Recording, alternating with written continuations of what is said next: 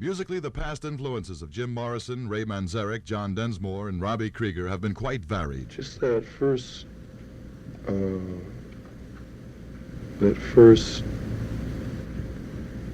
burst of rock and roll, about when it first came out, about when I was in junior high school, was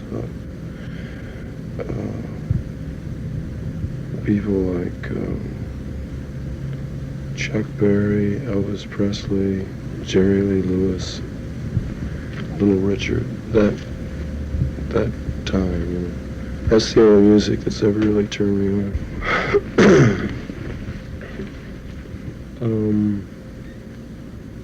I like the Stones, I guess. Oh, so many people.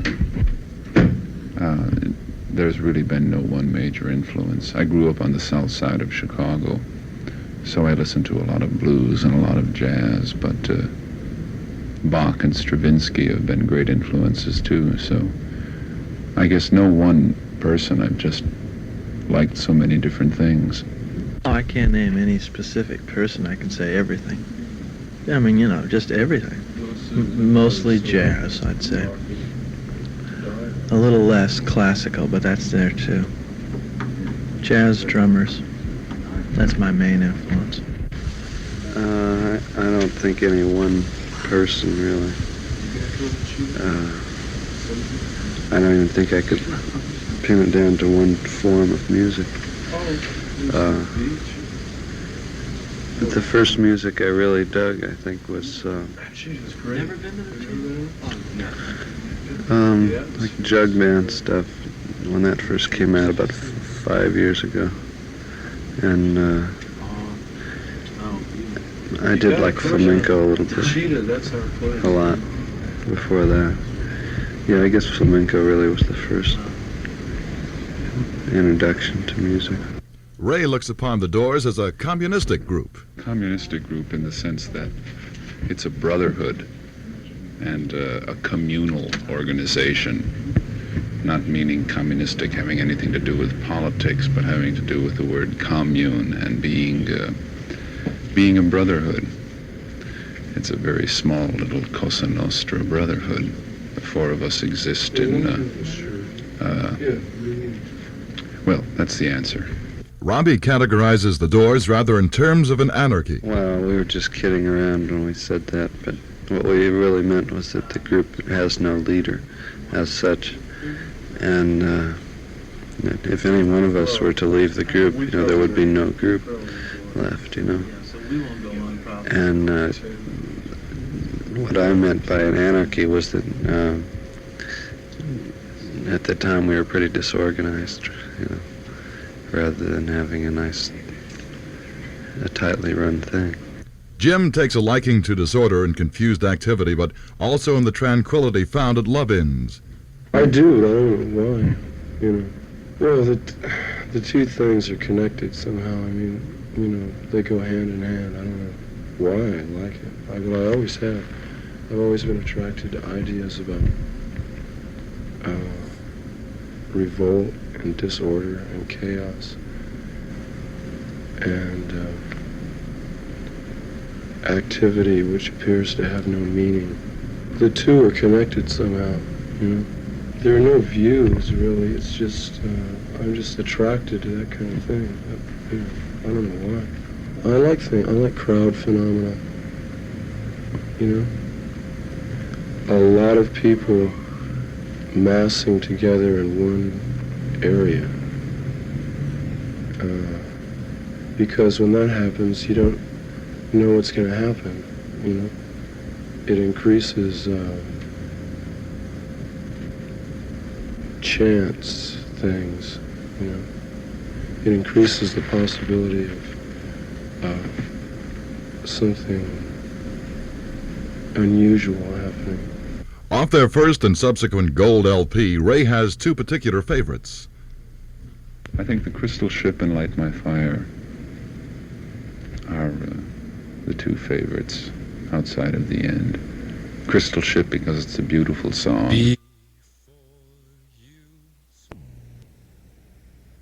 And Light My Fire because it's really exciting. it's really the first time I've heard improvisation in rock that was more than just what the Yardbirds call a rave-up. And in a way, I'm surprised that some of the jazz people haven't picked up on it yet and don't realize that it's improvisation in the classical jazz tradition.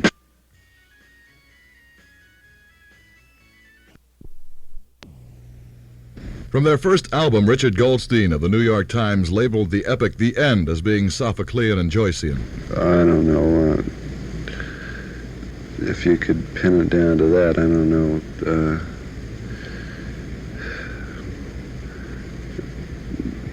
I'd say they're more. Our album is much more influenced by some of the older writers, you know, like especially the end is very close to the to some of the things Shakespeare did, Sophocles, or even old Egyptian writers, you know. I wouldn't say that the whole album is Sophoclean. I don't think so. I'd say that the end is a little bit like Joyce, but not really. From Strange Days, the group's drummer has one particular favorite. Moonlight Drive, I think, because it was one of the first songs that we've ever done. But we never got it on to a disc until now, and it kind of has a underwater ocean kind of thing to it, with a lot of bottleneck guitar, which comes from old blues singers, but it's used in up-to-date chords, and it's very far out. As the world evolves, so will the Doors in the future. I've always been interested in film. Jim and I went to the film school at UCLA, so I'd like to make some films, but I'd also like to go into electronic theater. I think we're going to evolve into that. I don't know when. It'll take a couple of albums yet, but eventually one of our albums will be almost a radio play. You won't have the visual aspect. We'll get into that someday, actually putting on the production on stage. But first we have to do it on a record. So I think, electronic theater. It's like the thing McLuhan is talking about, that films are, what does he call it, a hot medium? Well, anyway, whatever he calls it, doesn't really matter. The electronic thing is much more involving than sitting and watching a screen. People want to be totally involved, have much more of a sensual involvement. Because of television, you sit down and watch television, and that started the whole thing. The light rays come off and hit you and envelop you.